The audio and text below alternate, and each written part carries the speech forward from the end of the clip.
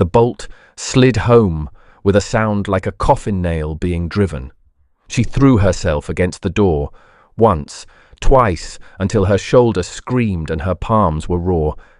But the oak held. It had held for 200 years. It would hold now. "Hugo!" Her voice cracked against the wood, against the silence, against the walls of the room that had once stored linens and Christmas decorations and the dusty relics of a family she had tried so desperately to love. "Hugo, please! Please open the door!" Nothing. Only footsteps retreating down the narrow staircase.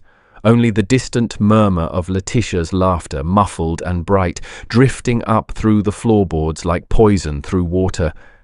She sank to her knees on the bare boards. The attic was cold, the kind of cold that lives in stone and timber and does not yield to the warmth of a single body. A dormer window, no wider than a man's shoulders, let in a pale wash of winter light. Beyond the glass, the Hampshire countryside, stretched in every direction, fields and hedgerows and the distant grey ribbon of the London road, and not a single soul who knew she was here. She was told he was dangerous. She was told he had ruined men for lesser offences than looking at him the wrong way. She was told that no woman in England had ever held his attention for more than a single evening, and that even those evenings ended in silence and regret. But what they did not tell her was the truth, and the truth was far more complicated than any rumour. Welcome to Aristocratic Hearts. I have been waiting to share this one with you. First, tell me, where in the world are you listening from? I love reading your comments and seeing just how far these stories travel. Drop your city and your local time below. Tonight's story takes us to 1849 England, to a sprawling country estate in Hampshire, where a young woman named Georgiana Harlowe had done nothing wrong. Nothing except marry a kind man, mourn him honestly, and trust his children to honour his memory. She was wrong to trust them. And when those children decided she was an obstacle to their inheritance, they did something so cruel, so calculated, that it would set in motion a chain of events none of them could have predicted. Because the Duke of Ashenmere, a man whose name alone could empty a ballroom, had been watching Georgiana Harlowe for longer than anyone knew. And when he discovered what they had done to her, he did not send a letter. He did not file a complaint with the magistrate. He did not appeal to reason or decency or law. He burned their world to ash. But I'm getting ahead of myself. Let me take you back to the beginning. To a quiet drawing room, a dying man, and the promise that would start it all. Sir Aldous Harlowe was 61 years old when the cough that had plagued him since autumn turned into something worse.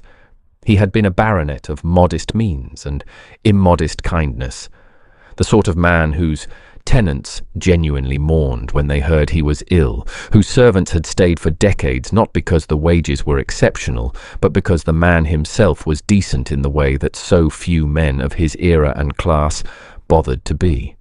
He had married twice. His first wife, Caroline, had given him 2 children, Hugo and Letitia, before dying of childbed fever when Letitia was 3 days old. Hugo had been 2 years old.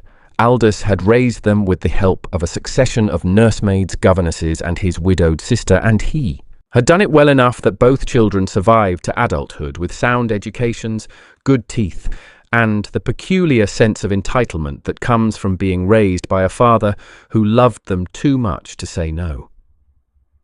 His second marriage, to Georgiana Fielding, had been different. Now, it is important to understand what it meant for a man of 60 to marry a woman of 22 in 1847 England. This was not uncommon. Indeed, it was so ordinary as to attract only mild gossip. The law made no distinction between a bride of 18 and a bride of 50. Both became, in the eyes of the law, extensions of their husbands. Under the doctrine of coverture, which governed English marriage until the Married Women's Property Act of 1870, a wife's legal identity was subsumed entirely into her husband's. She could not own property. She could not sign contracts. She could not keep her own wages. She existed, legally speaking, as a shadow, present but without independent substance. What made such marriages attractive to older men was companionship, and what made them attractive to younger women was security. Love, when it appeared, was a bonus. Unexpected, unearned, and rarely discussed in polite company. Georgiana Fielding had not married Sir Aldous for love.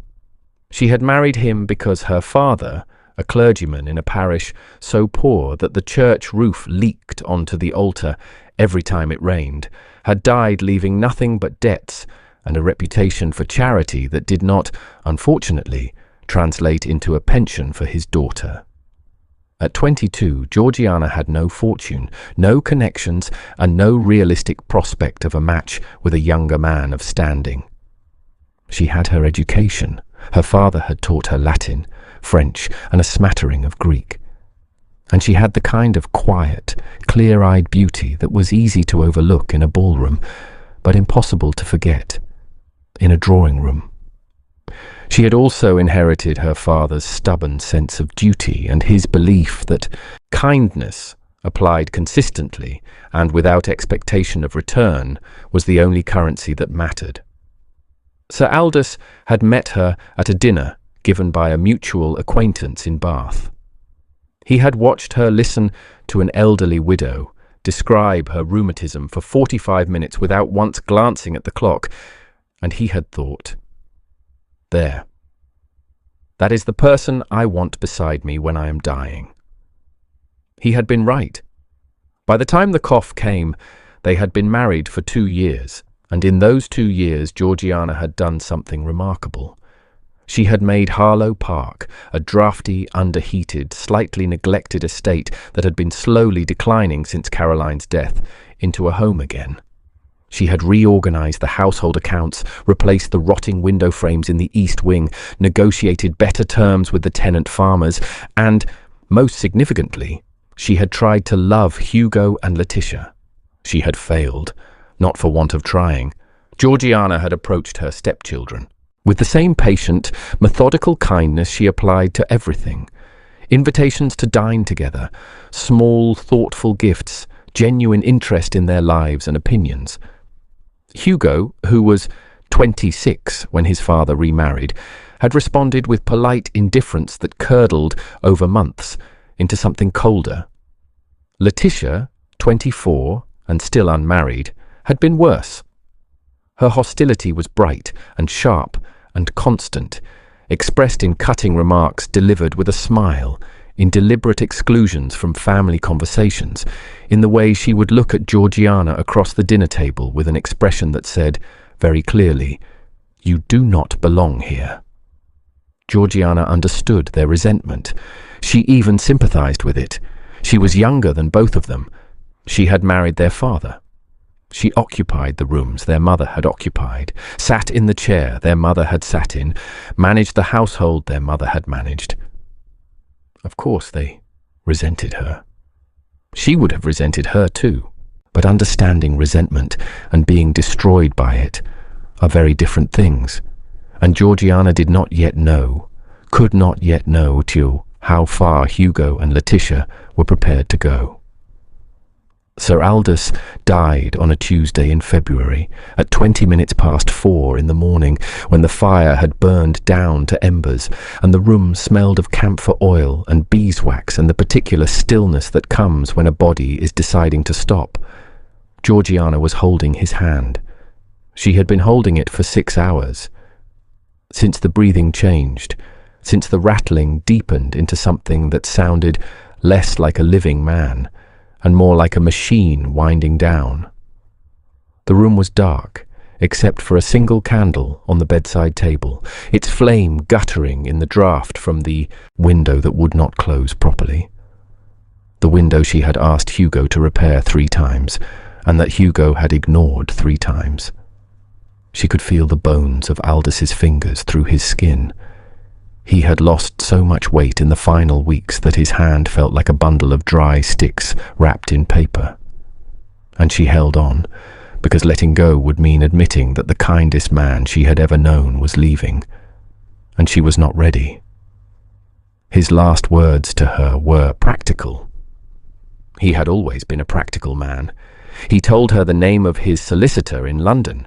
He told her the location of his will. He told her that he had made provisions for her, that she would be cared for, that the house was hers to live in for as long as she wished, that she need not worry. "Hugo will look after you," he said, his voice barely a thread. "He is a good boy. He will do right by you." She pressed her lips to his knuckles, those dry, papery knuckles that smelled of camphor and old tobacco, and did not tell him what she already suspected. That Hugo would do nothing of the sort, that the good boy Aldous believed in had never existed, that the provision he had made for her, generous as it was, depended on the goodwill of a son who had none. Aldous closed his eyes. His breathing slowed, and then so quietly that she almost missed it, so gently that it felt less like dying and more like setting something down. He stopped. She sat with him for an hour after. She did not call the servants. She did not ring the bell. She sat in the candlelight and held the hand that could no longer hold hers back, and she wept. Not for herself, though she had reason to, but for him, for the man who had given her 2 years of safety and asked nothing in return except her company and her honesty, for the man who had looked at a clergyman's daughter with no fortune and no prospects and seen not a solution to his loneliness, but a person worth knowing. When the candle guttered out and the room went dark, she released his hand. She stood. She straightened her dress. And she went downstairs to begin the rest of her life. Sir Aldous was buried in the churchyard of St. Michael's, beside Caroline, on a morning so cold that the ground rang like iron under the grave-digger's spade. Hugo stood at the graveside in a black coat that was slightly too tight across the shoulders. He had gained weight in the past year, a sign of the comfortable self-indulgence that characterized most of his decisions, and stared at the coffin with an expression that Georgiana could not read. Letitia wept beautifully. She had always been skilled at producing tears when they served her purposes. The reading of the will took place 3 days later in the study that still smelled of Sir Aldous' tobacco and the camphor oil Mrs. Birch rubbed into his chest every evening. Mr. Sefton, the London solicitor, was a thin, precise man who read documents the way a surgeon might approach an amputation. Quickly, cleanly, without unnecessary sentiment. The will was straightforward.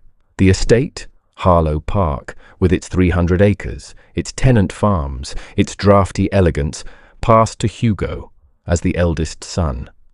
This surprised no one. Under the laws of primogeniture, which governed English inheritance for centuries, the eldest male heir received the bulk of the estate regardless of any other consideration. Hugo could have been a drunkard, a gambler, a man who beat dogs and cheated at cards, and the estate would still have been his. This was not a matter of merit, it was a matter of law. But Sir Aldous, practical to the last, had not left Georgiana unprotected. The will specified that she was to retain the right to live at Harlowe Park for as long as she wished, a life interest in the property that Hugo could not revoke. She was also to receive an annual income of £200 drawn from the estate's revenues. And this was the provision that changed everything. She was to retain possession of her own rooms, her own furniture, and the jewellery that Sir Aldous had given her during their marriage.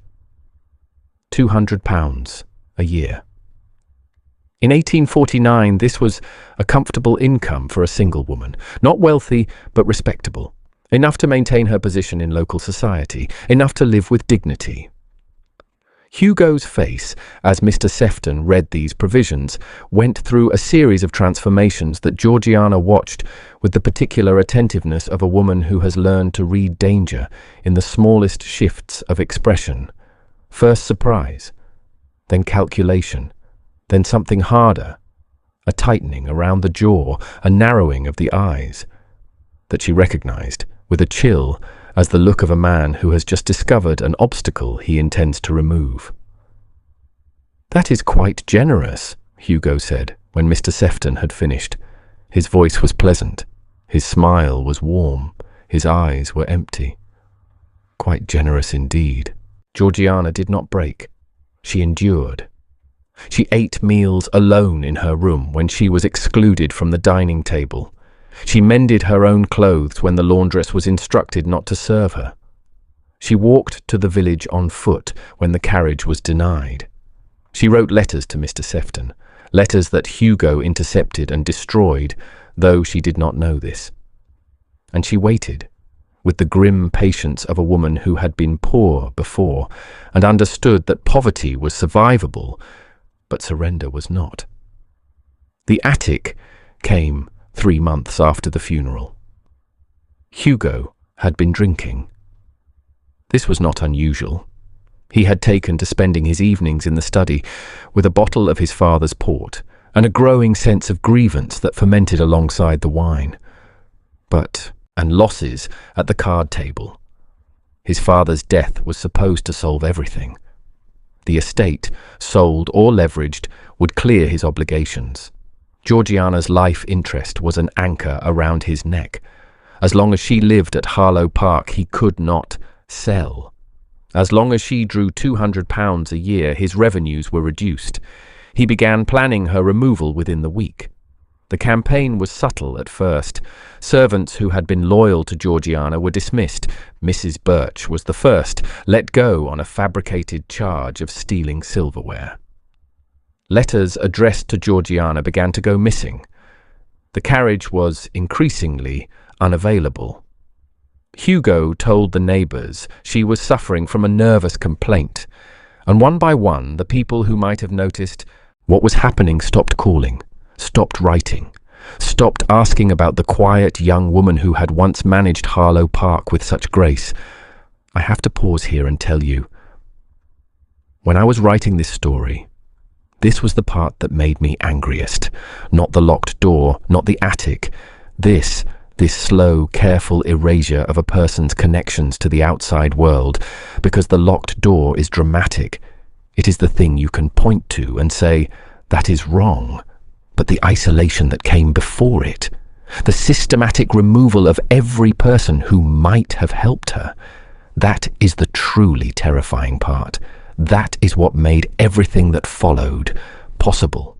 It was Mrs. Birch, dismissed, furious, and in possession of a loyalty that Hugo had catastrophically underestimated, who set the other half of this story in motion. Mrs. Birch had been housekeeper at Harlowe Park for 19 years. When Hugo dismissed her, with a month's wages, a false accusation, and a warning not to spread gossip, she packed her trunk, walked to the village, and sat in the parlour of the Red Hart Inn for 3 hours, thinking.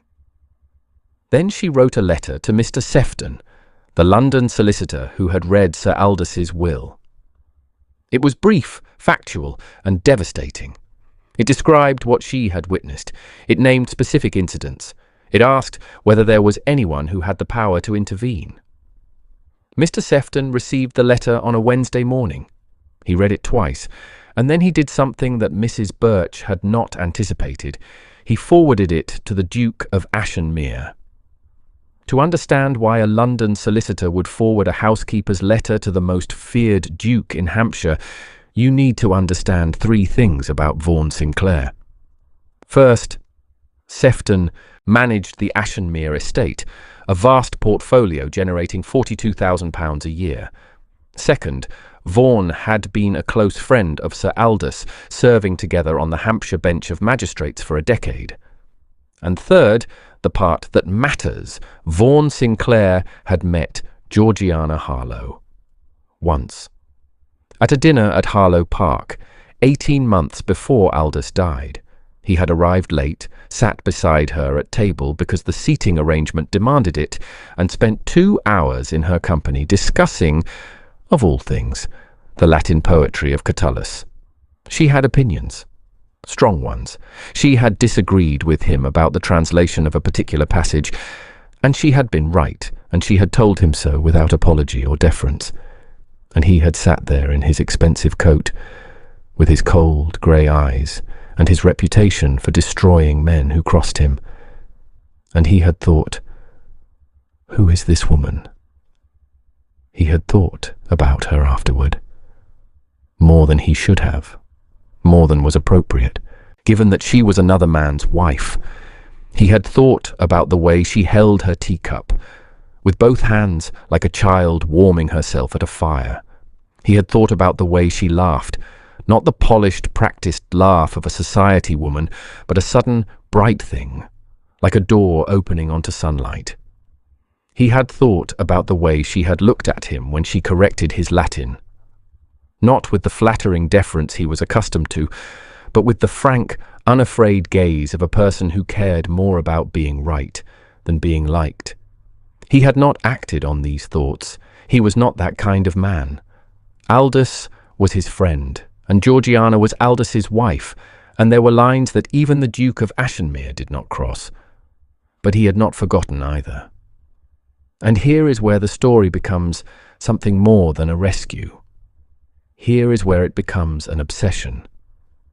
In the 18 months between that dinner and Aldous' death, Vaughan Sinclair did things that he told no one about.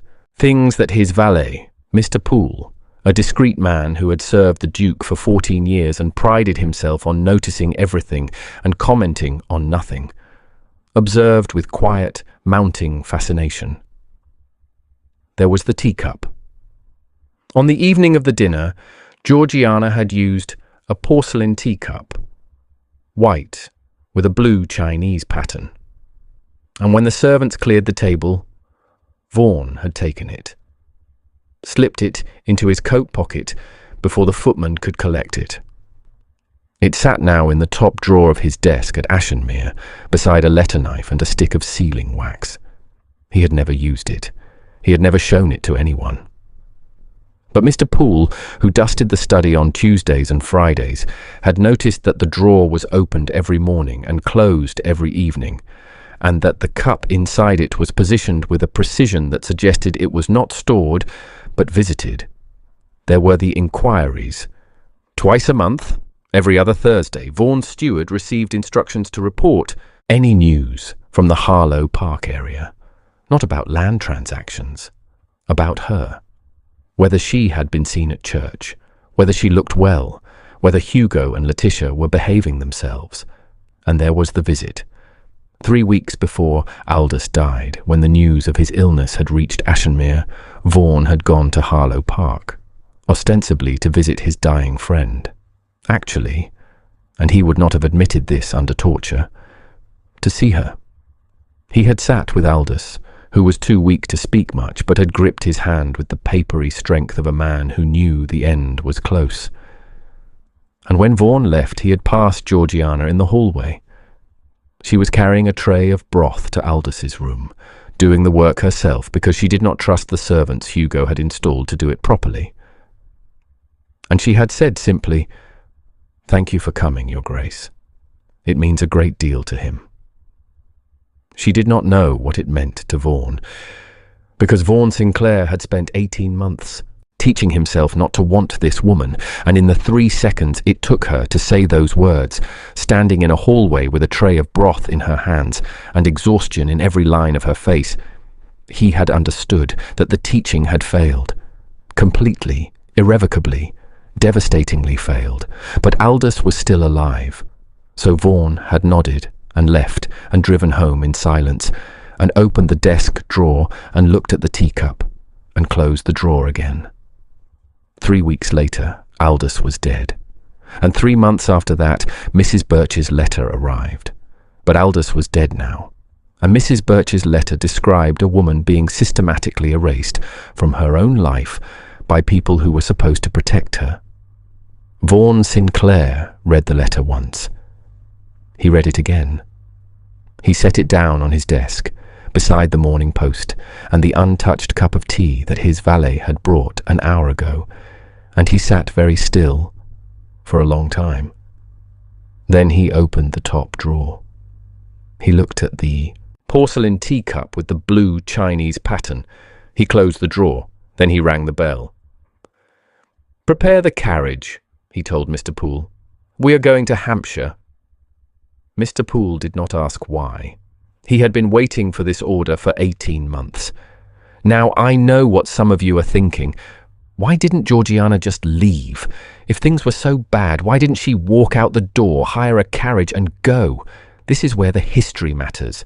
In 1849, a widow regained her legal identity. She could own property, sign contracts, appear in court. In theory, she was free. But Georgiana's income was payable from estate revenues that Hugo controlled. If she left, she would need to rely on Hugo to send her the money. And Hugo would do no such thing. She could take him to court, file a claim in Chancery, and spend 3 to 5 years waiting for a judgment.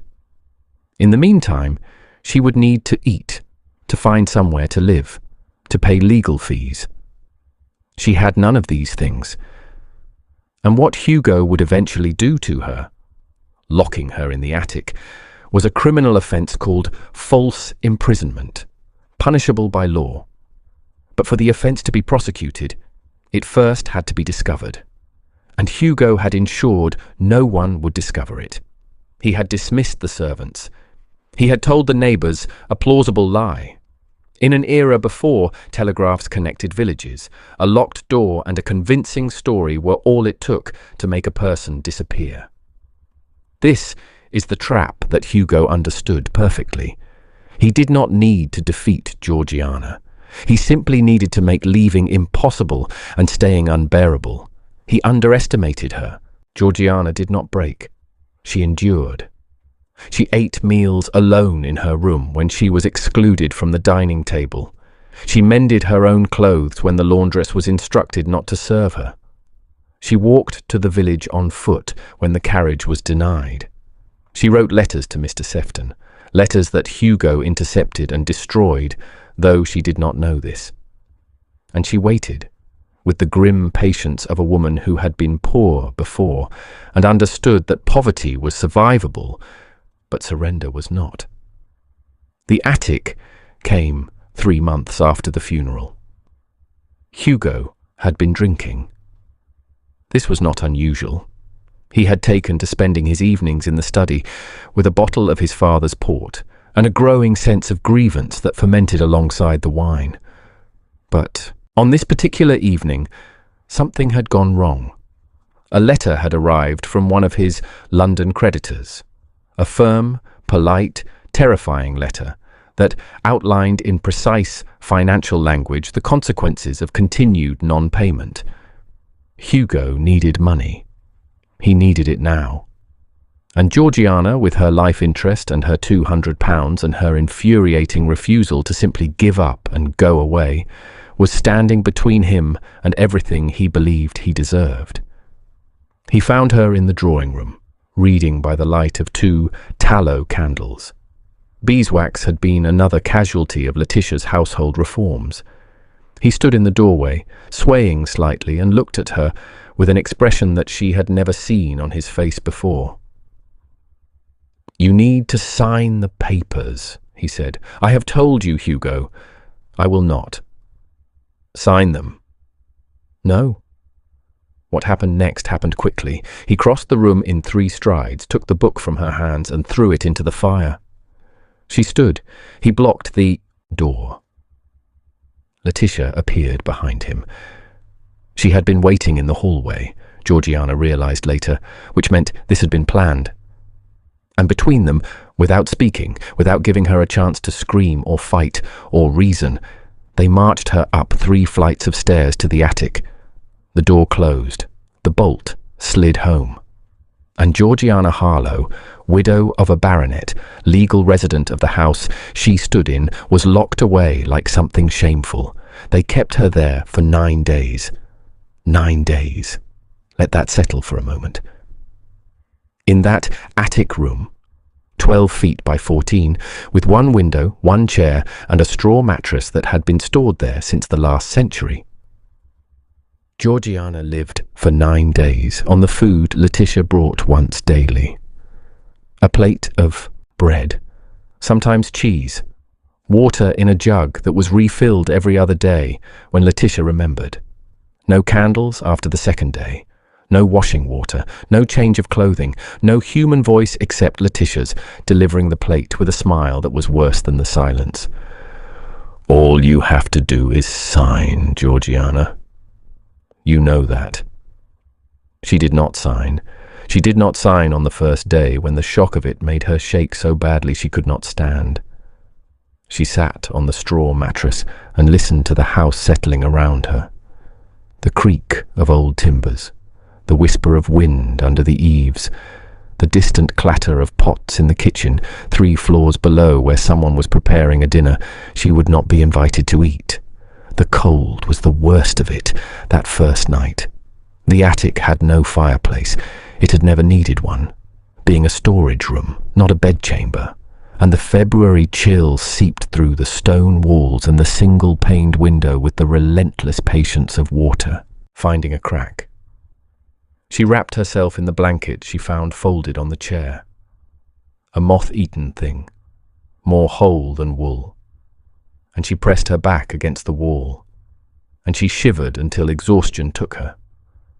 She did not sign on the 3rd day, when the cold settled into her bones and she began to cough, a deep rattling sound that echoed her dead husband's final weeks with a cruelty that felt deliberate, as if the house itself was reminding her of what death sounded like. The bread came once a day now. Letitia brought it, always Letitia, never Hugo, because Hugo could not face what he had done and Letitia could face anything. The plate slid through a gap where the door met the floor, a gap of perhaps 2 inches, and Georgiana had to lie on her stomach to retrieve it. The humiliation of this, a grown woman, a baronet's widow lying flat on a bare floor to retrieve a piece of bread like a dog being fed scraps, was, she suspected, part of the point. She did not sign on the 5th day, when Letitia told her they had written to the neighbours explaining that Georgiana had gone to visit family in Devonshire. This frightened her most, because it meant they had planned for this. They were executing a strategy designed to keep her here indefinitely. And that is when she understood. If she signed, she would spend the rest of her life being the kind of person things happened to. She had been that person before Aldous. She had been hungry before. She had survived because she had always chosen to endure rather than yield. The attic was terrible, but the attic would end. Surrender was forever. She did not sign on the 7th day when Hugo appeared at the door. She could see his shadow through the crack at the bottom, and told her that if she did not cooperate, she would stay in that room until she did, whether that was a month or a year or the rest of her natural life. "You are nothing," he said through the door. "You were a clergyman's daughter with no fortune and no prospects, and my father took pity on you. That pity is finished. Sign the papers or rot." She pressed her back against the cold stone wall. She closed her eyes, and she said, very quietly, so quietly that Hugo might not even have heard, "No." What happened next would change everything. Everything. The Duke of Ashenmere arrived at Harlowe Park on the afternoon of Georgiana's 9th day in the attic, and he arrived in a manner that Hugo Harlowe, for all his cleverness, had not anticipated. He did not write ahead. He did not announce himself.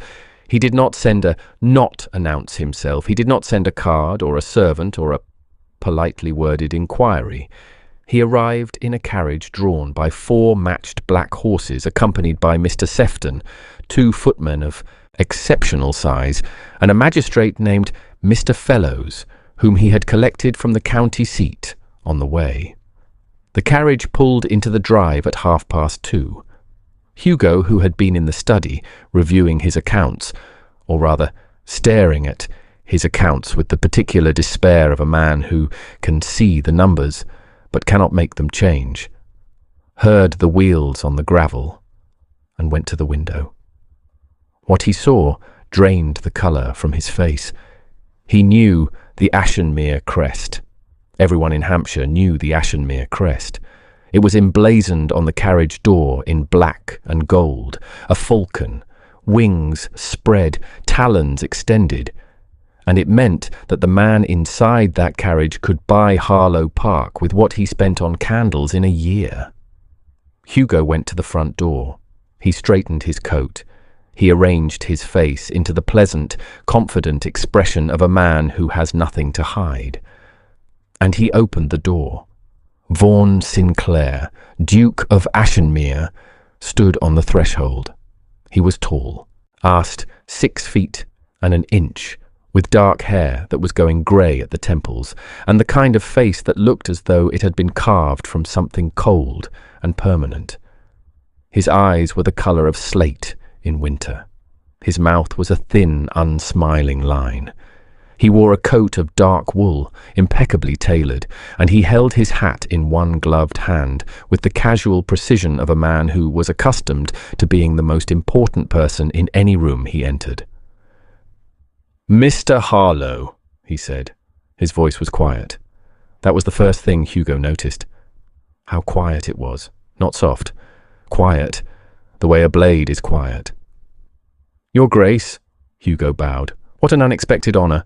Had I known you intended to call, I would have—" "Where is she?" The words cut through Hugo's pleasantries like a scythe through wheat. There was no warmth in them, no social lubrication, just 4 words delivered with the flat certainty of a man who already knew the answer and was giving Hugo one chance. Exactly one. To tell the truth, Hugo blinked. "I beg your pardon?" "Mrs. Harlowe. Where is she?" "Georgiana. She is visiting family in Devonshire. I believe she left—" "She did not." Vaughan stepped across the threshold. He did not wait to be invited. Behind him, Mr. Sefton and Mr. Fellows followed, and behind them, the 2 footmen, men who looked less like household servants and more like the kind of people one hired when one expected resistance. "She did not leave," Vaughan repeated. "She is in this house, and you are going to take me to her, now." Hugo opened his mouth, closed it, opened it again. The pleasant expression was crumbling, and beneath it, something uglier was surfacing. The petulant, cornered fury of a man who has been caught and knows it. "Your Grace, I must object to this intrusion. This is my home, and—" "It is your home," Vaughan agreed. "It is also Mrs. Harlowe's home by the explicit and legally binding terms of your father's will, like a will that Mr. Sefton here drafted and witnessed. A will whose provisions you have been violating for 3 months. Mr. Fellows is a magistrate. He is here because I asked him to be, and because the law takes a dim view of false imprisonment, which is what I believe is happening under this roof." The word imprisonment landed in the hallway like a stone dropped into still water.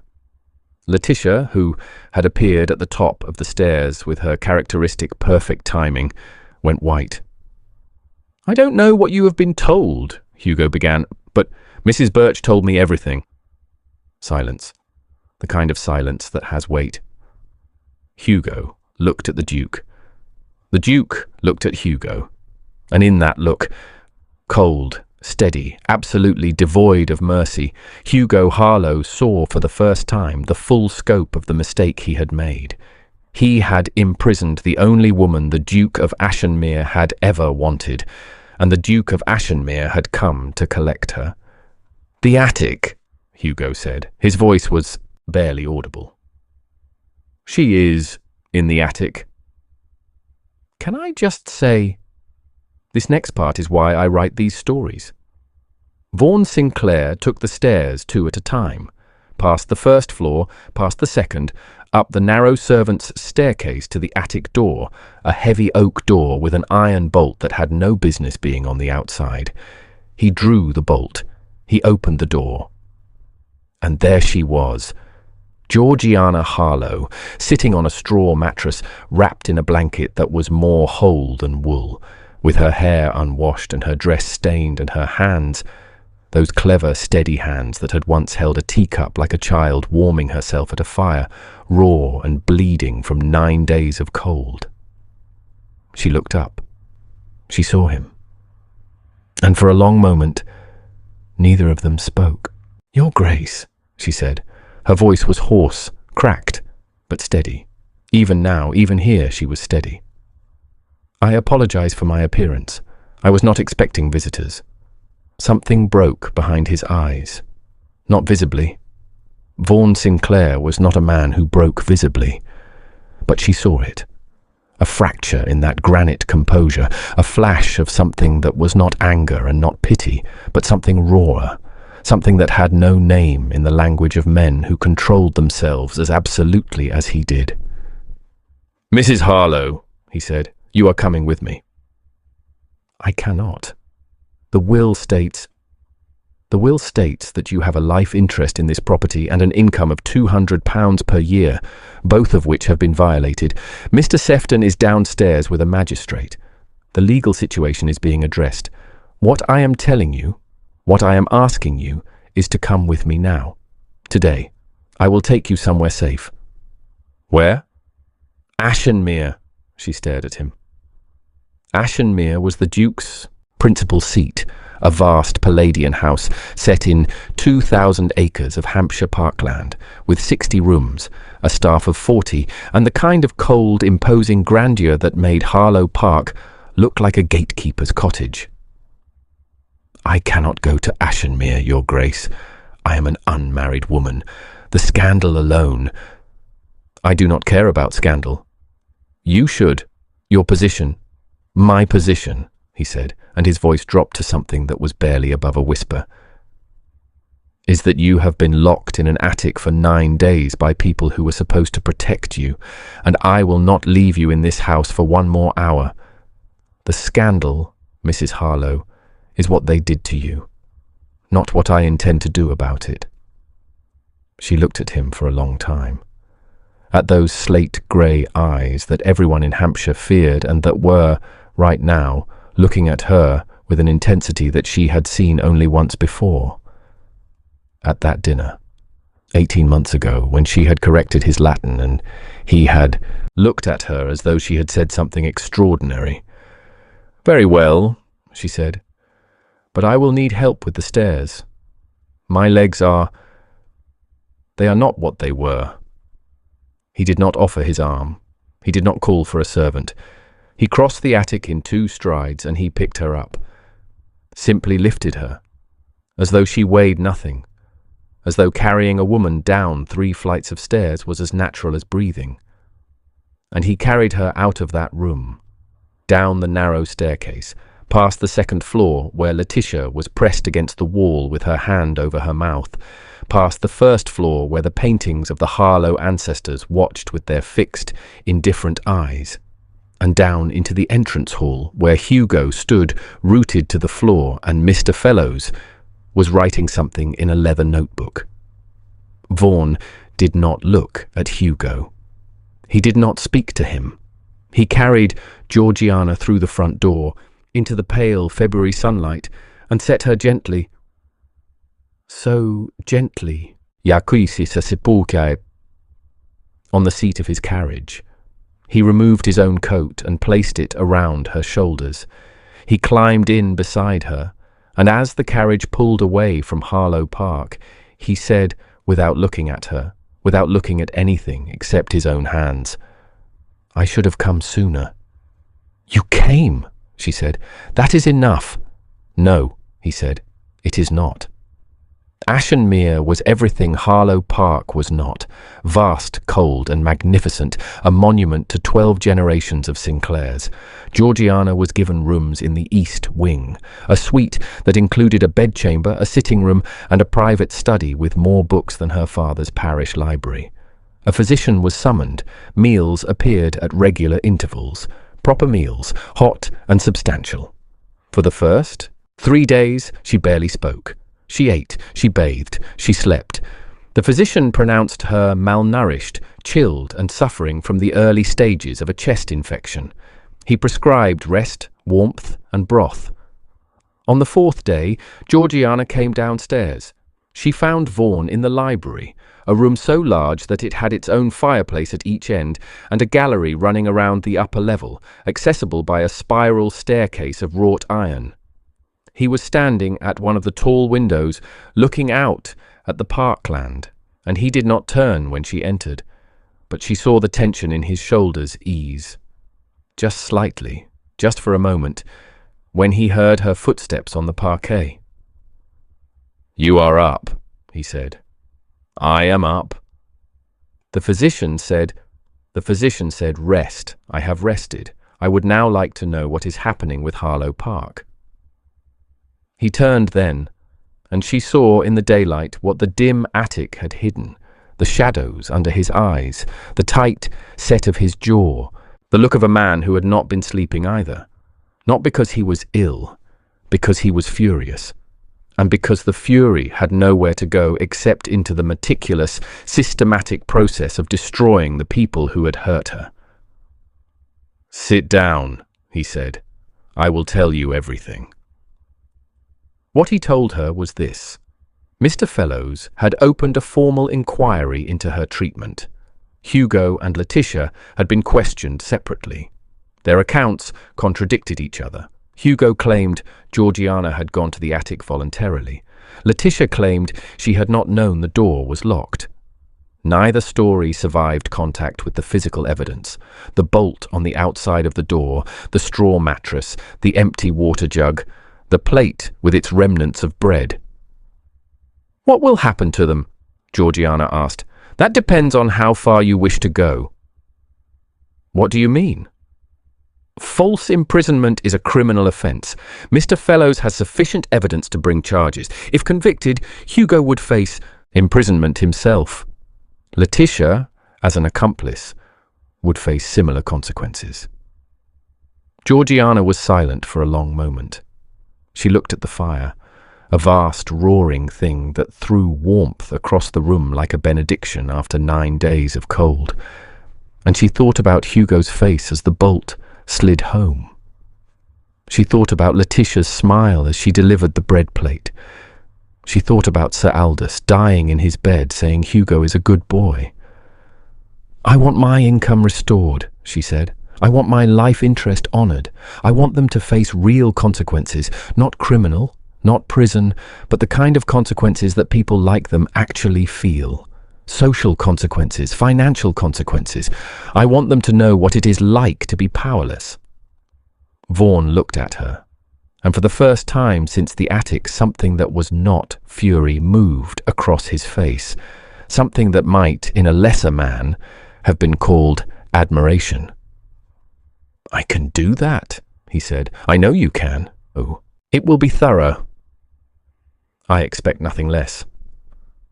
What followed was a period that Georgiana would later remember as the strangest weeks of her life. Stranger than the attic, stranger than the morning, stranger even than the bewildering early days of her marriage to Aldous.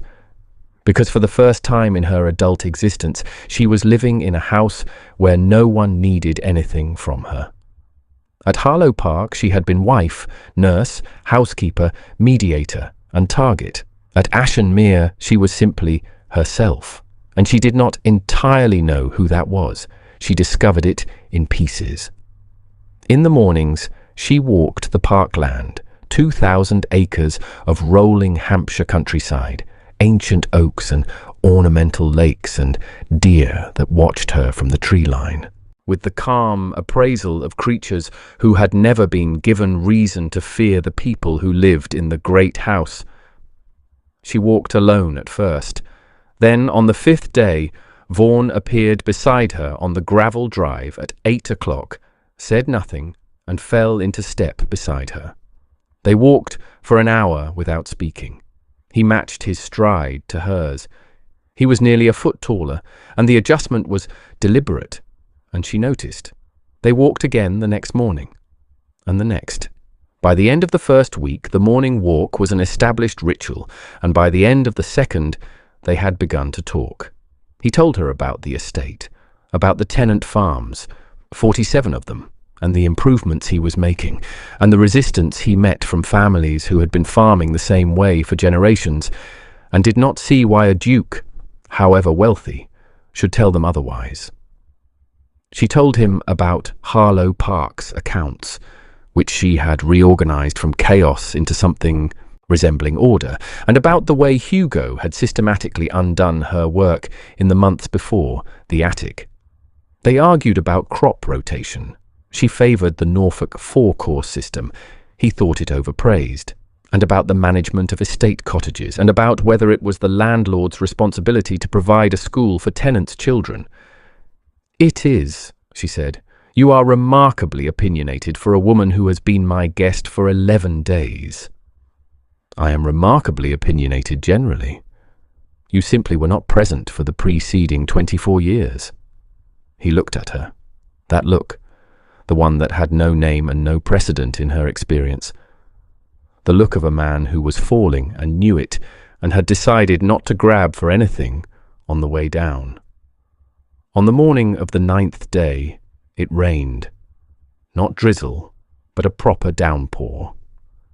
Georgiana put on her cloak and went outside anyway, because the alternative was sitting in her room thinking about the attic.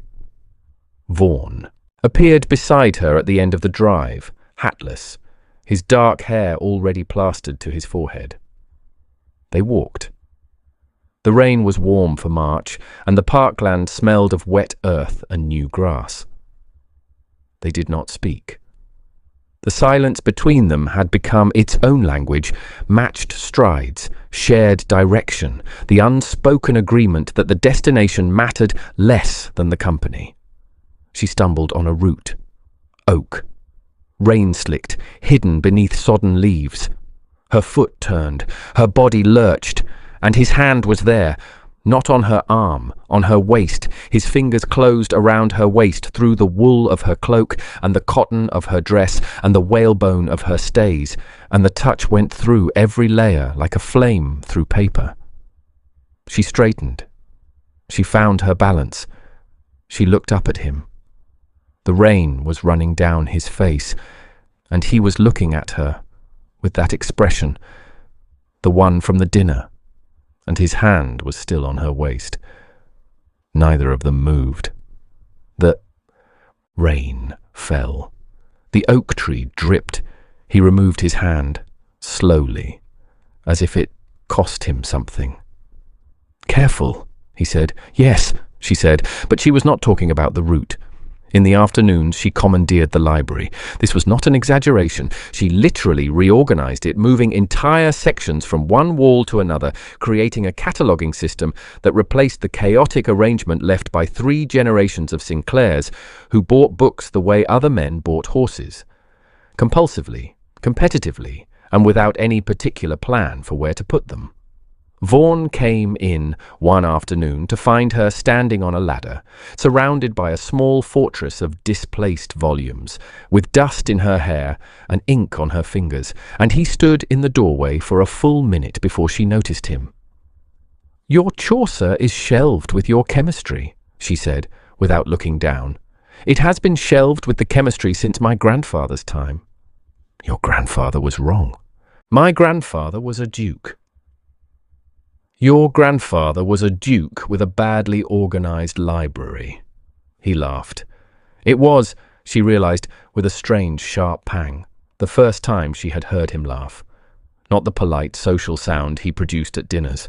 A real laugh, brief and startled, as if it had escaped before he could stop it. She looked down at him from the ladder.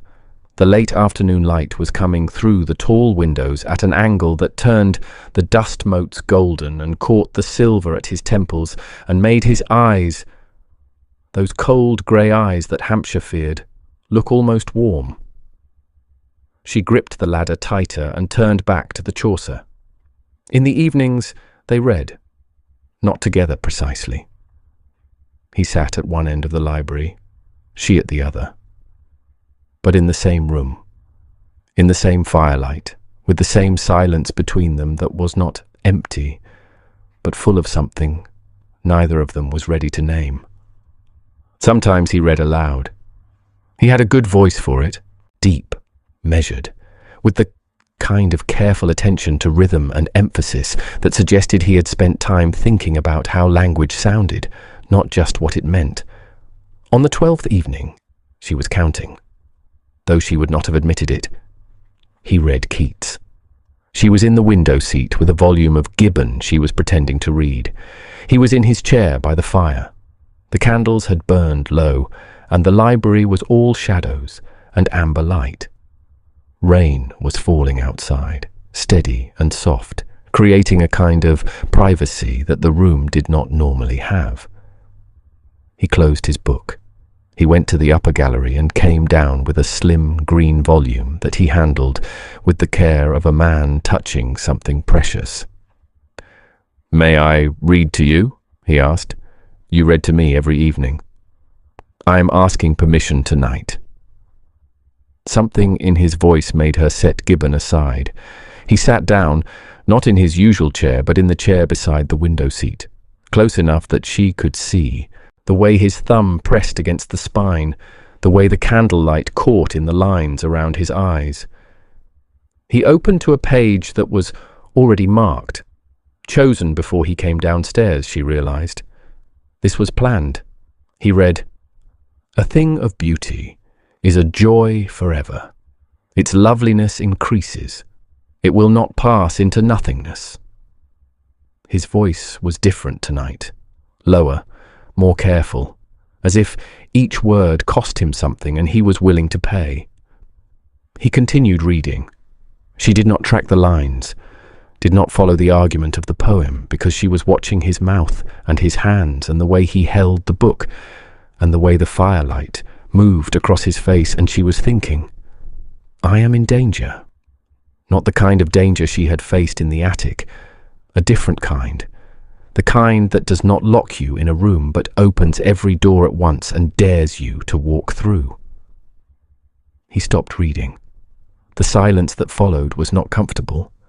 It was charged, the kind of silence that happens between two people who are aware of each other in a way that has nothing to do with conversation and everything to do with the space between their bodies. "Georgiana," he said. He was looking at the book, not at her. "Yes? I need to tell you something." "Then tell me." He looked up. The distance between his face and hers was, she estimated, less than a foot. She could see the individual lashes around his grey eyes. She could smell his cologne, sandalwood and something darker, cedar or leather, the scent that she had begun to associate with safety in a way that frightened her, because safety should not make your pulse race. "I kept your teacup," he said. "I beg your pardon?" "From the dinner at Harlowe Park. You used a teacup with a blue Chinese pattern, and when the servants cleared the table, I took it. It has been in my desk drawer for 18 months. I look at it every morning." She stared at him. "You stole my teacup."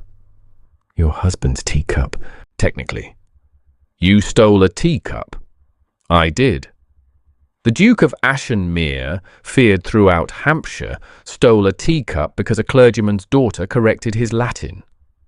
"That is an accurate summary, yes." She started to laugh. She could not help it. The absurdity of it, this enormous, powerful, terrifying man confessing to teacup theft with the gravity of a man confessing to murder, broke through every defense she had built, and she laughed until her eyes watered. And he watched her laugh with an expression that was not quite a smile, but was closer to one than she had ever seen on him. And then, between one breath and the next, the laughter stopped, because his hand was on her face. His fingers, just the tips, barely touching, rested against her cheekbone, tracing the path of a tear that the laughter had produced. The touch was so light she might have imagined it. But she did not imagine the way her breath caught. She did not imagine the way the room contracted until it contained nothing but his hand and her face and the sound of rain. He leaned toward her, slowly, giving her time, giving her every opportunity to pull away, to say no, to put up her hand and stop this before it became something neither of them could take back. She did not pull away. His lips were a breath from hers, close enough that she could feel the warmth of him, close enough that the next half second would change everything. When the library door opened. Mrs. Alderman stood in the doorway in her nightcap, holding a candle and her hearing trumpet with the expression of a woman who had found exactly what she suspected she would find. "It is 11:30, she said. "I believe the library is closed." Vaughan pulled back. Georgiana pressed her hands to her burning cheeks. "Good night," Mrs. Alderman said, and closed the door. She stood. She walked to the door on unsteady legs. "Vaughan." "Yes?" "Bring the teacup to breakfast tomorrow. I should like to see it." She climbed the stairs to her rooms. She sat on the edge of her bed in the dark and pressed her fingers to her lips. The lips he had almost touched. And she thought, "I am not ready." And then she thought, "I am closer than I was yesterday." She did not tell him this. She was not ready. But on the 11th night, when he finished reading and closed the book and stood to leave, she said his name. Just his name. Not Your Grace, not the Duke. Just Vaughan. He stopped. He turned. The firelight moved across his face, and she saw the moment the word landed, saw the effect of his own name in her mouth, as if she had reached across the room and touched him. "Good night," she said, "and thank you. For the Keats." "Good night, Georgiana." It was the first time he had used her Christian name since the attic, and the way he said it, carefully, as if he were handling something fragile, told her everything she needed to know about where this was heading. The question was whether she was brave enough to let it. Now, I should tell you about the jealousy, because this is Aristocratic Hearts, and there is always jealousy. Georgiana had been at Ashenmere for 2 weeks when the Countess of Whitfield arrived. Lady Whitfield was everything Georgiana was not, titled wealthy, beautiful in the sharp, sculptured way of women who have built their entire identity around the fact. She was 30, widowed, and had been, according to the staff, the woman most likely to become the next Duchess of Ashenmere. She arrived unannounced, in a carriage that was slightly less grand than the Duke's, but only just, and she swept into the drawing room with the confidence of a woman who considered Ashenmere practically hers already. Georgiana was reading in the window seat when Lady Whitfield entered. They looked at each other. "Who?" said Lady Whitfield, with the kind of smile that is really a weapon. "Are you?" "Mrs. Harlowe. I am a guest of His Grace." "A guest?" The word was dipped in acid. "How charming! I was not aware Vaughan entertained guests." Georgiana recognized what was happening. She had seen this kind of territorial display before, in Letitia, in the society women who had looked down on her at local assemblies, in every woman who had ever decided that another woman's presence was an affront to her own importance.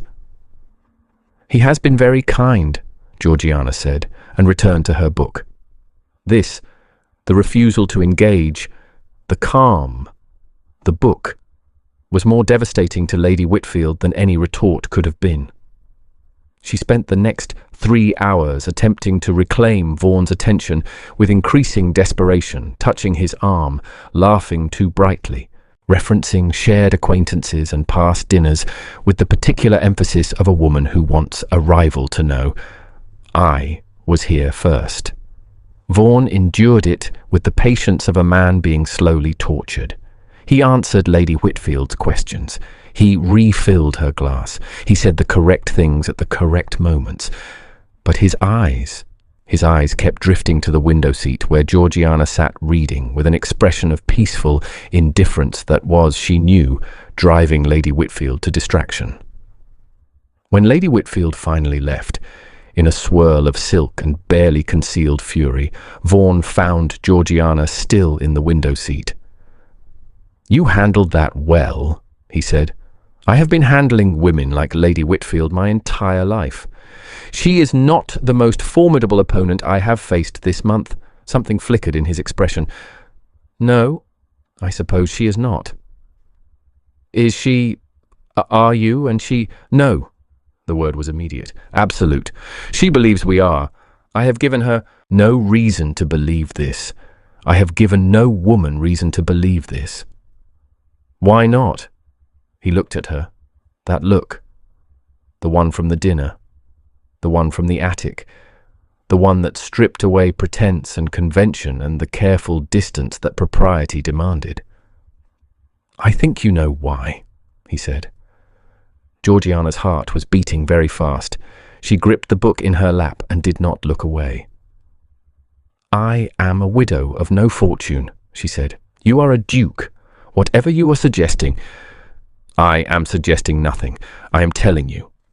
I have thought about you every day since that dinner at Harlowe Park. Every single day. I did nothing about it because your husband was my friend, and I would have died before betraying him. But he is gone. And you are here. And I will not pretend that the reason I came for you was friendship or duty or any other acceptable excuse. I came because the thought of you in that attic..." His voice caught. Just for a moment. Just enough. "The thought of you in that attic was the worst thing I have ever felt. And I have felt a great deal." The fire crackled. The clock on the mantelpiece ticked. Outside, the Hampshire dusk was settling over the parkland, like a blanket being drawn across a sleeping child. "You do not have to say anything," he said. "You do not have to feel anything. You are safe here regardless.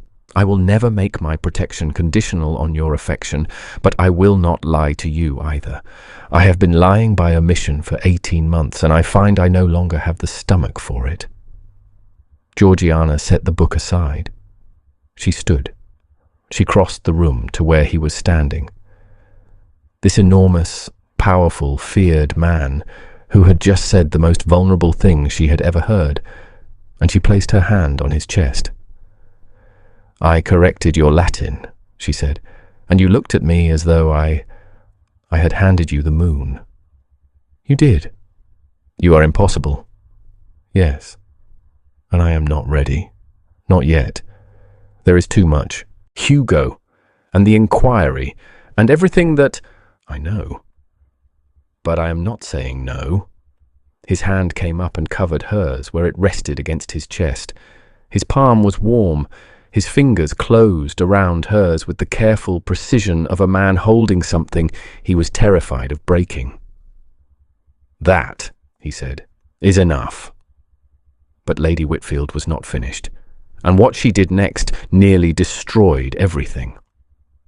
2 days after her visit to Ashenmere, a letter appeared in the Hampshire Gazette.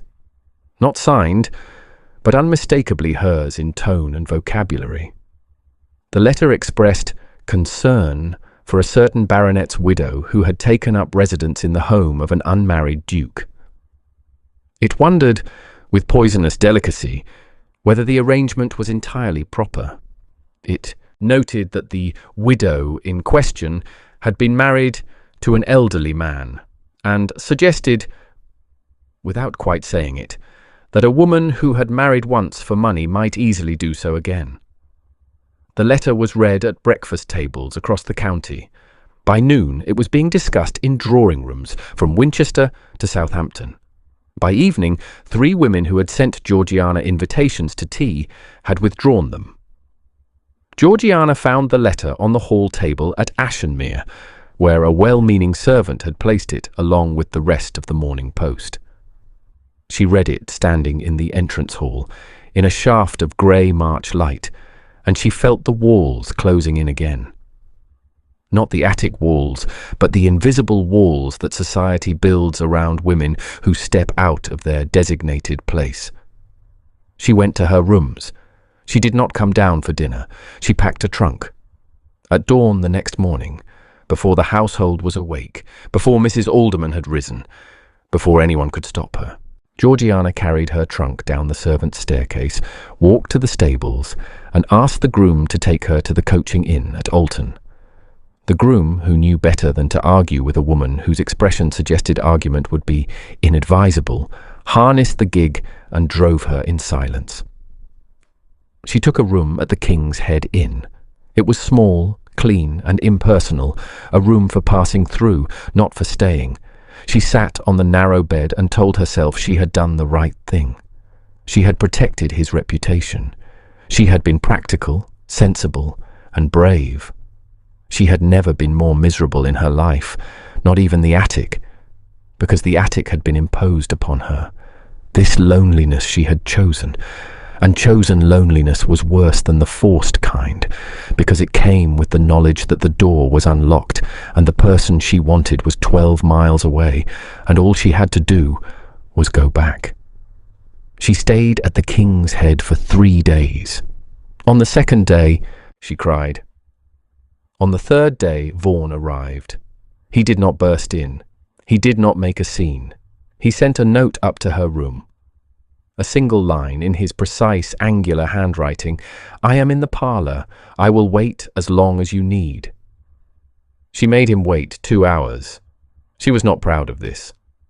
Or perhaps she was, a little. She washed her face.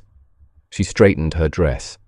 She descended the stairs with the composure of a woman going to a business meeting, not a woman whose heart was trying to climb out through her ribs. He was standing by the window when she entered the parlour. He looked terrible.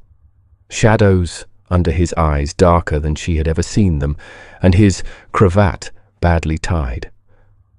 Vaughan Sinclair, whose valet pressed his cravats with military precision, had a badly tied cravat. This told her everything about what her leaving had cost him. Lady Whitfield is right, she said, because she needed to say it again, needed to test whether the word still felt true.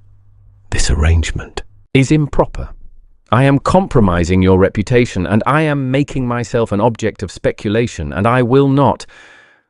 Lady Whitfield is a spiteful woman who cannot endure the fact that I have never loved her and never will. What she wrote is designed to drive you from my house, and if you leave because of it, she wins. Hugo wins. Every person who has ever decided that you deserve less than what you are worth, they win. It is not about winning, it is about reality. I am a clergyman's daughter. You are a duke. The reality is that I love you. He said it plainly, without the careful, measured delivery of the library, without the distance of evening light and fireplace warmth. Standing in an inn parlour that smelled of stale beer and floor polish, in the most unromantic setting imaginable. The reality is that I love you, and I do not care what Lady Whitfield writes, or what Hampshire thinks, or what London whispers. I care that you are safe, and I care that you are here. And I have spent 3 days in a house that felt like a tomb because you were not in it. 3 days, she said. I was in the attic for 9. I know, and I would endure 90 if it meant you came home. Home. The word cracked something open in her. Not because Ashenmere was her home. It was not yet, not legally, but because he had used the word as if it were, as if her presence was what made it so, as if without her the 60 rooms and the 2,000 acres and the £42,000 a year were just walls and earth and numbers. You said that already, she said. Her voice was not steady. In the library, before Mrs. Alderman interrupted. I said it carefully in the library. I am saying it badly in an inn parlour. The bad version is the true one. She almost smiled. Almost. I will come back, she said, but there must be a chaperone. Propriety observed. I will not give them ammunition. I will hire a companion, a dowager of unimpeachable reputation, someone so respectable that even Lady Whitfield cannot find fault. Such a person does not exist. I will find one. He did. Within a week of Georgiana's return to Ashenmere, Mrs. Alderman, a 73-year-old widow of a rear admiral, possessed of a hearing trumpet, a sharp tongue, and a social reputation so pristine that it could have been used as a mirror, was installed as Georgiana's companion. Her presence silenced the gossip. Not entirely. Gossip, like damp, never truly disappears, but enough. On her third evening at Ashenmere, Mrs. Alderman found Georgiana in the East Wing sitting room, staring at the fire with the particular blankness of a woman who is thinking very hard about something she does not want to be thinking about. "He is in love with you," Mrs. Alderman said, settling herself into the chair opposite with the deliberate grace of a woman whose joints no longer cooperated but whose dignity remained intact. "You know that." "Mrs. Alderman, I am 73 years old.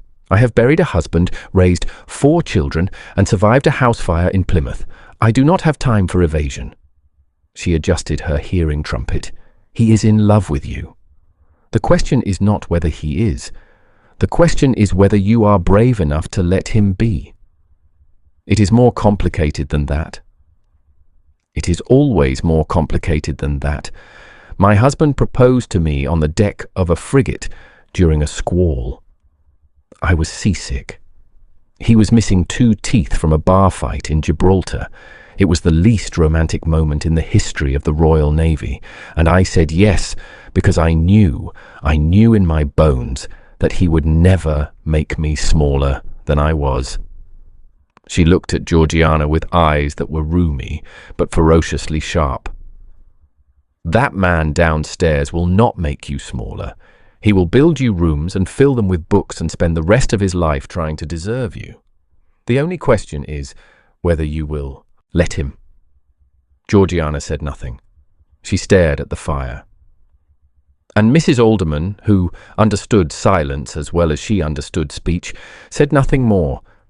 And in the weeks that followed, in the spaces between propriety and longing, between morning walks that now included a wheezing septuagenarian trailing 20 yards behind, and evening readings that were technically chaperoned but practically private, Vaughan and Georgiana continued the slow, careful, devastating process of falling in love.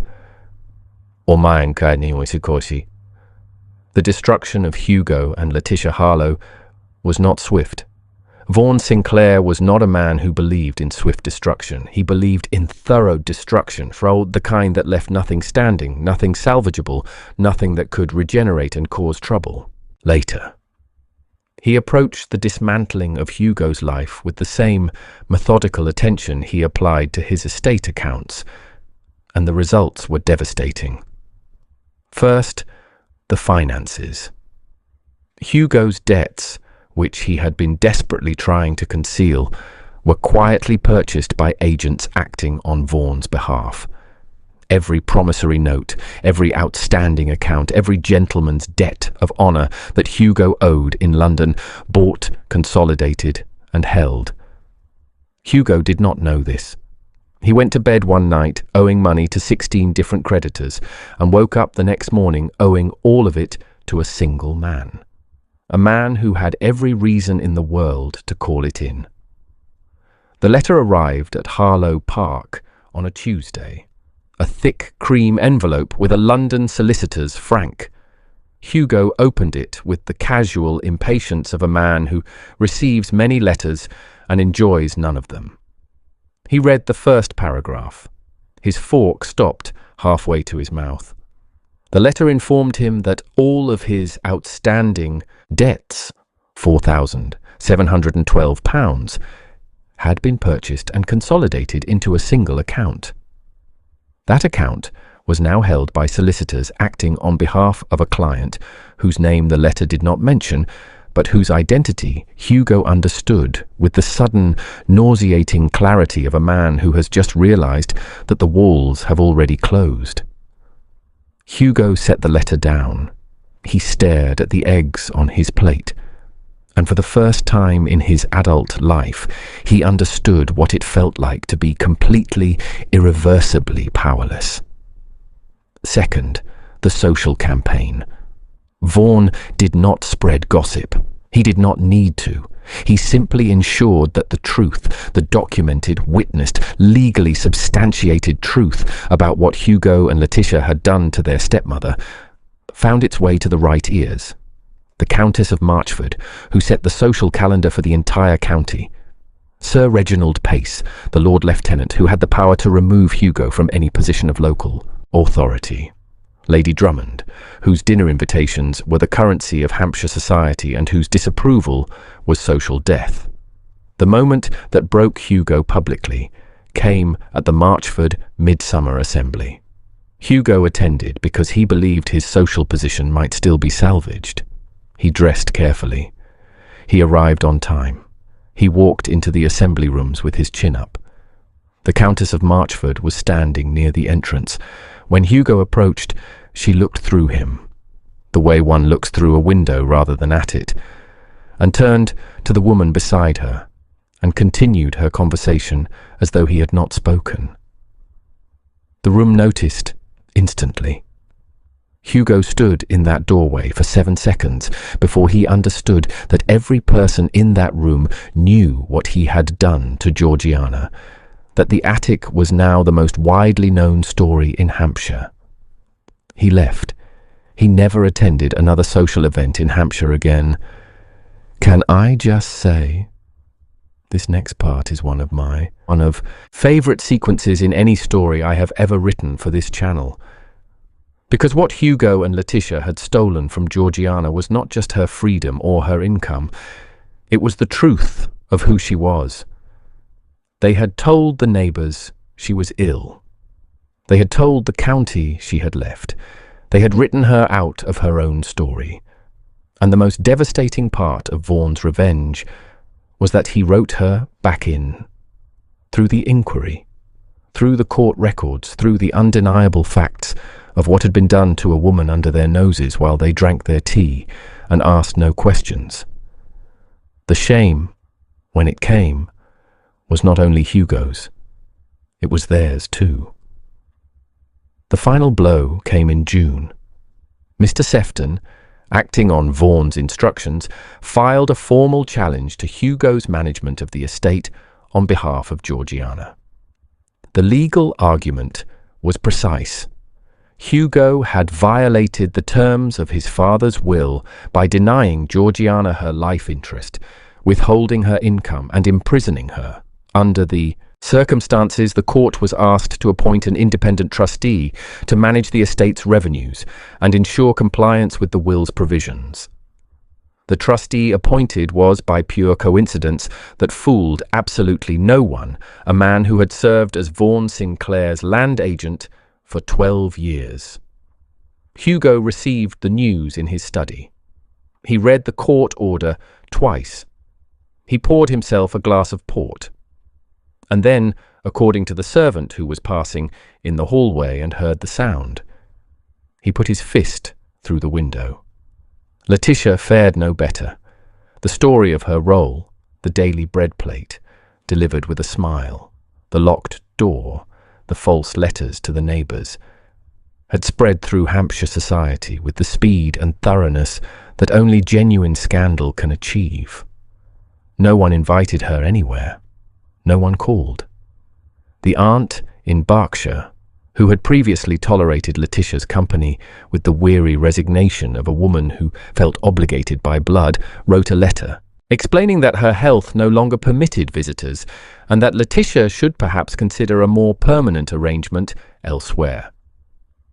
But before Letitia left Hampshire, Georgiana went to see her. Vaughan did not want her to go. He argued against it, quietly, rationally, with the controlled intensity of a man who had no right to forbid it, but desperately wished he did. Georgiana listened. Then she put on her coat and took the carriage. Letitia was living in 2 rooms above a haberdasher's shop in Alton. She looked diminished. Not dramatically, but in the particular way of a woman who had spent her entire life being someone's daughter, someone's sister, someone's dependent, and who had never been required to be herself. "I did not come to gloat," Georgiana said. "Then why did you come?" "Because I wanted to look at you." in a room that is not my husband's house, in a place where you have no power over me. I wanted to see what you looked like when you could not hurt me." Letitia's chin lifted, reflexive defiance, but her eyes were afraid. "I also wanted to ask you something. The bread. Every day for 9 days you brought me bread on a plate. You slid it under the door, and every day you smiled. I could hear it in your voice. I want to know why." Letitia said nothing. "Was it easy?" Georgiana asked. "Sliding bread under a door to a woman you were starving, did it feel like power? You could have signed the papers, and you could have opened the door." Silence. "I am going to marry the Duke of Ashenmere," Georgiana said, simply without triumph, the way one states a fact. "I am going to have children, and those children will grow up knowing that their mother was locked in an attic and that she survived because she refused to surrender. And you, Letitia, are going to live with the knowledge that you could have been my family. I tried to love you. For 2 years I tried, and you chose the bread plate instead." She stood. She looked at Letitia one more time, at this woman who had once made her feel small and invisible and worthless, and she felt nothing. Not anger, not pity, nothing at all. And the nothing was its own kind of freedom. "Goodbye, Letitia." She left. She descended the stairs, climbed into the carriage, and returned to Ashenmere. She did not speak of the visit again. She did not need to. It was finished. Elsewhere turned out to be a cottage on the outskirts of Basingstoke, rented with what remained of Letitia's quarterly allowance, where she lived alone with a single servant and the particular kind of bitter, impotent fury that comes from understanding, too late, that actions have consequences. She married a grocer eventually, a decent man who knew nothing of her past. The marriage was not unhappy, but it was ordinary, crushingly, unrelentingly ordinary. For a woman who had once imagined herself mistress of a baronet's estate, the ordinariness was its own kind of punishment. In the days after the Letitia visit, a strange quiet settled over Ashenmere. The revenge was finished. The legal matters were resolved. The enemies were scattered. And for the first time since the attic, there was nothing to fight, no crisis to manage, no threat to neutralize, no wrong to right. Just 2 people in a very large house, with an evening stretching ahead of them and no excuse left for not saying what both of them already knew. Now, I should tell you about the proposal, because you have been waiting for it, and so had Georgiana, though she would not have admitted this to anyone. It came on an evening in late July. She was in the library reading Paradise Lost by the light of beeswax candles. Vaughan had given standing orders that she was never to be given tallow, when she heard his footsteps on the parquet. "Milton," he said, looking at the book. "Milton. Better than Catullus." "Different. Milton understood suffering. Catullus understood desire." "And which do you prefer?" She looked at him. "I used to prefer Milton. I am beginning to change my mind." He sat down in the chair opposite hers. He was quiet for a long time, the kind of quiet that precedes something important, the kind of quiet that Georgiana had learned to recognize in the months she had spent in this house, watching this man navigate the enormous distance between what he felt and what he was willing to say. "I have something to ask you," he said. "I know." "You know?" "Your valet pressed your best coat this morning. Your solicitor arrived at 10 and left at noon. You have been standing outside this library for 12 minutes. I could see your shadow under the door. You are not a man who hesitates, Your Grace. When hesitate, something important is happening." The faintest suggestion of a smile crossed his face. It was gone in an instant, but she saw it, and it warmed her in a way that 6 beeswax candles could not. "Georgiana," he said, "I would like to ask you to marry me. I am aware that you have been widowed less than a year. I am aware that society would consider it too soon. I am aware that I am asking you to take on a title and responsibilities you did not seek. And yet I am asking because I cannot imagine a life in which I do not. I am a man who sat in a carriage for 2 hours driving to Hampshire with my hands shaking because I was afraid of what I would find.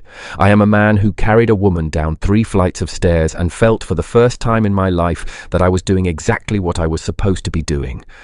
I am a man who has spent 4 months listening to you argue about Latin poetry and reorganize my library without my permission and correct my opinions on tenant farming. And I have loved every minute of it, every single minute. I did not reorganize your library without permission. I reorganized it with superior methodology. Georgiana. Yes. Is that yes? You are listening? Or yes? Yes, she said. I will marry you, but I have conditions. Name them. I keep my own income. The £200 from Harlowe Park remains mine, managed independently, in my name. I will not be dependent on a husband's goodwill again, not even yours. Done. I want a study of my own, not a sitting room, a study, with a desk and a lock on the door and shelves for my own books. The room beside this one has been empty for 6 years. It is yours. And I want Mrs. Birch reinstated, not at Harlowe Park. She would never go back. Here, at Ashenmere, as head housekeeper. I will write to her today. Georgiana looked at him. This man who had just agreed to every condition without hesitation, without negotiation, without the faintest flicker of the masculine pride that made so many men of his era bristle at the suggestion that a woman might want something of her own. You are not what they say you are, she said. What do they say I am? Cold, dangerous, unfeeling. I am cold, I am dangerous, I am simply not unfeeling. The distinction matters. She stood. She crossed the space between them. She leaned down and kissed him, gently, briefly, with the careful tenderness of a woman who was learning, slowly, to trust again. Yes, she said. I will marry you. They married in September, in the chapel at Ashenmere, on a morning when the Hampshire light poured through the stained glass and painted colours across the stone floor.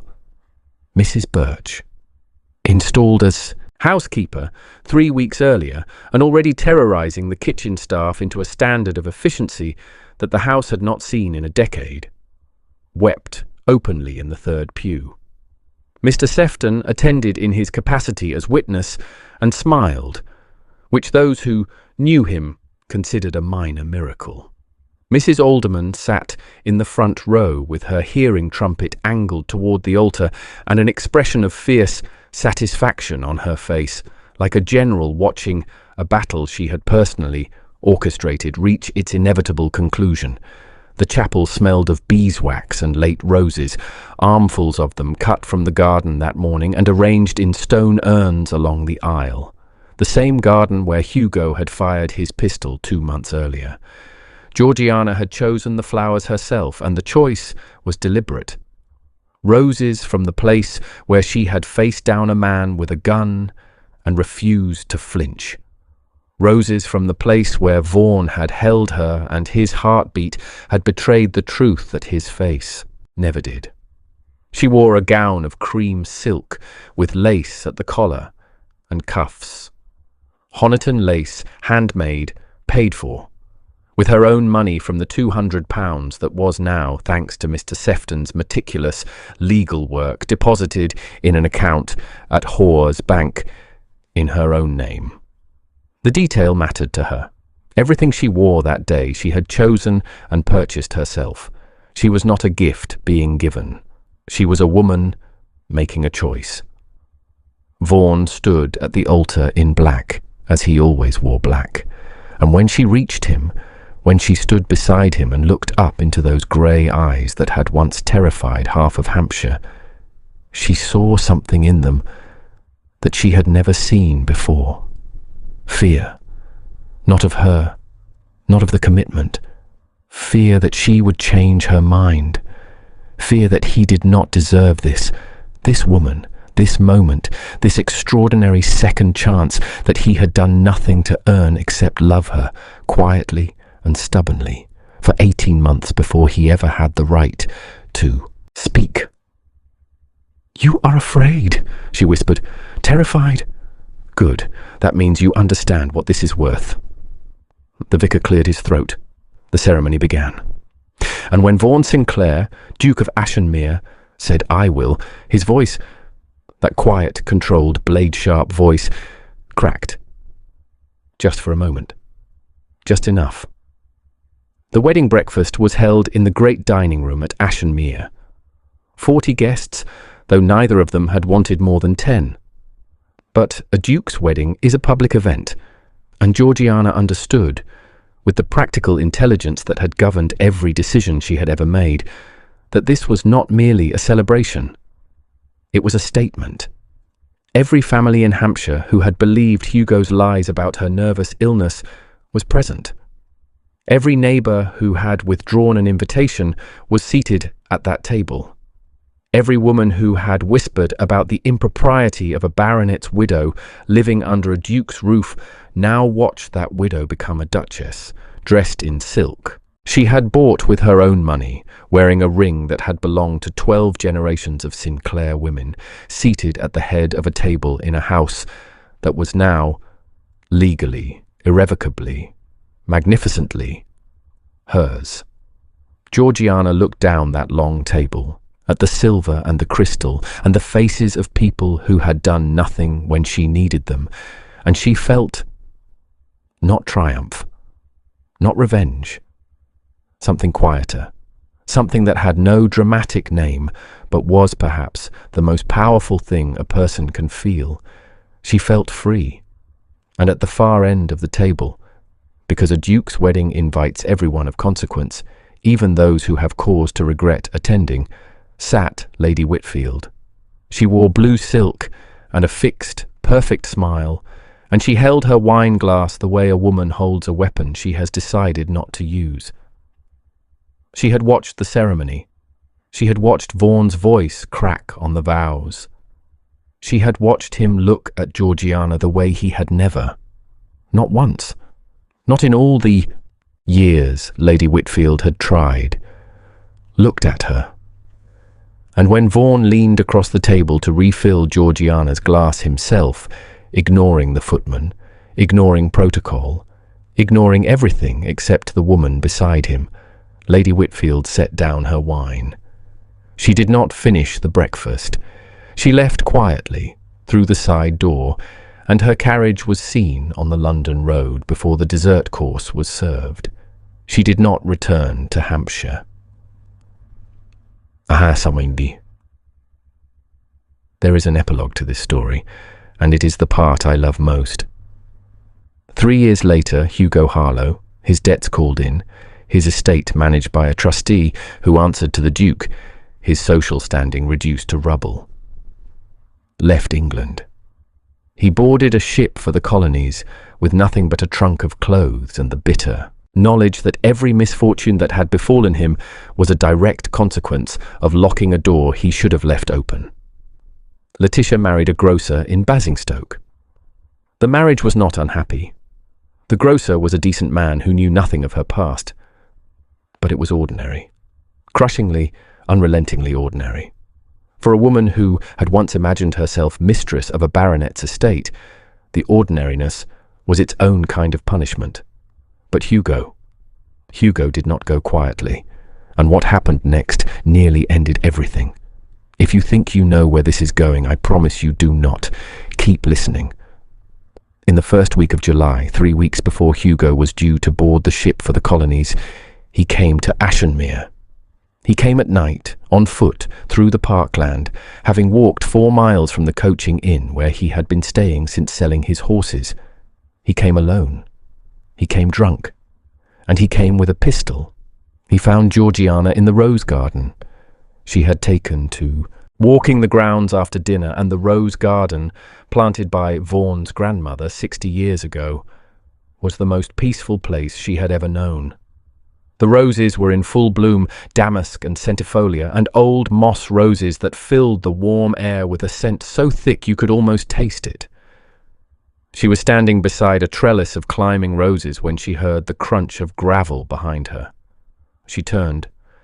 Hugo, unshaven, red-eyed, swaying on his feet, holding a pistol.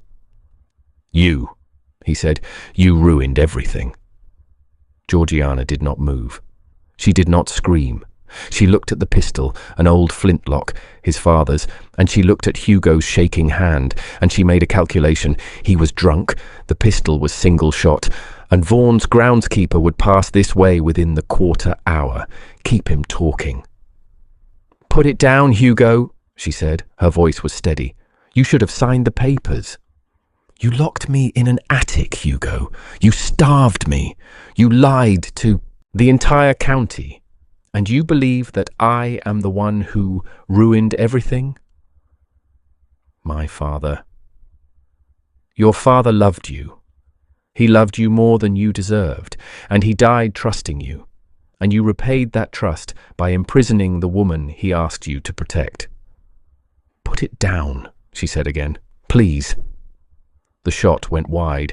It struck the trellis 2 feet to her left, shattering a climbing rose and sending a spray of white petals into the summer air. The sound brought half the household running. The groundskeeper arrived first, then 2 footmen, then Vaughan, who came through the garden gate at a speed that suggested he had heard the shot from inside the house and had not paused for shoes or coat or any consideration except reaching her. Hugo was on the ground by the time Vaughan got there. The groundskeeper had tackled him, and the pistol lay on the gravel path, spent and harmless. Hugo was weeping. Great, ugly, shaking sobs that made Georgiana turn away, not from anger, but from pity. Vaughan did not look at Hugo. He went straight to Georgiana. His hands, those steady, controlled, ducal hands, were shaking. He put them on her shoulders and then on her face, tilting her chin to see her eyes in the failing light. "Are you hurt?" "No." "He fired at you." "He missed." "Georgiana." "I am not hurt, Vaughan. I am not hurt." He pulled her against his chest. He held her there, in the rose garden, in the summer dusk, with the smell of gunpowder and crushed petals mixing in the warm air. And he held her so tightly that she could feel his heartbeat against her cheek, fast and desperate, and entirely unlike the measured rhythm she had come to expect from him. "He will hang for this," Vaughan said against her hair. "He will not hang. He is pathetic and drunk and ruined. Let him go to the colonies. Let him live with what he has done." "You are more merciful than I am." "I know." He held her for a long time, and when he finally released her, when the groundskeeper had taken Hugo away and the footman had returned to the house and the summer darkness had settled around them, he kept hold of her hand. She let him. She more than let him. She laced her fingers through his and held on, and neither of them spoke, and neither of them needed to. Hugo sailed for Van Diemen's Land the following month. He was not arrested. Georgiana, true to her word, did not press charges. But the pistol incident was the final piece of evidence that completed his ruin. The last anyone heard of him, he was working as a clerk in Hobart Town, living in rented rooms and drinking rather more than was good for him. Which is to say, he was living a life that was precisely proportional to the one he had earned. Mrs. Birch remained at Ashenmere for 14 years, running the household with the iron efficiency and genuine warmth that made her beloved by staff and feared by tradesmen who tried to overcharge. And Georgiana Sinclair, Duchess of Ashenmere, lived for 43 years in that vast, cold, magnificent house and made it, as she had made Harlowe Park before it, into a home. She filled it with books and arguments and the sound of children, 3 of them, 2 boys and a girl, and with the particular brand of fierce, intelligent, unapologetic love that characterized everything she did. The eldest, Aldous, named for the kind man who had given her 2 years of safety, had his father's grey eyes and his mother's stubbornness. The second, George, was a reader who noticed things others missed.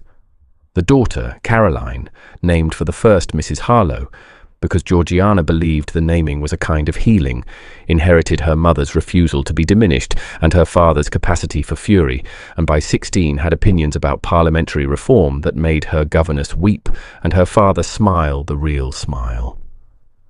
Vaughan softened over the years, not by losing his edges, but by learning where to direct his strength. He remained feared in Hampshire. He remained cold in public. But at home, he was happy. On the wall of Georgiana's study, the study with the desk and the lock and the shelves for her own books, she kept a single framed object. It was not a painting. It was not a letter. It was a page torn from a book, Paradise Lost, Book 4, with a single passage underlined in ink. The world was all before them, where to choose their place of rest, and Providence their guide. Vaughan had given it to her the morning after their wedding. She had laughed and told him he was a sentimental fool. "Only for you," he had said, "only ever for you." Years later, when their granddaughter asked Georgiana about the framed page, Georgiana smiled and said, "Because it was the first gift anyone ever gave me that understood exactly who I was." The granddaughter did not fully understand. She was 8 years old and had never been locked in a room or told she was nothing. She had grown up in a house full of books and love and safety. That was the real revenge. Not Hugo's ruin, not the ducal title, not the £42,000 a year. The real revenge was a granddaughter who could not imagine the attic. And that, my friends, is how a woman who was locked in an attic by people who should have loved her became the most powerful duchess in Hampshire. Not because a duke rescued her, but because she refused to sign the papers. Because she said no. Because she sat in that cold, dark room and chose dignity over surrender, and in doing so proved herself worthy of everything that came after. This story reminds me why I love doing this. That feeling of escape, of justice, of love, winning against impossible odds. If you felt that too, you are in the right place. Tell me, what was your favorite moment? Was it the attic, the rescue, the rose garden, or the wedding? Drop your answer in the comments. And if you have not subscribed yet, join our community. I would love to have you here for the next story. I am already working on it, and let me tell you, it might be even more intense than this one. Subscribe so you do not miss it, and I will see you soon.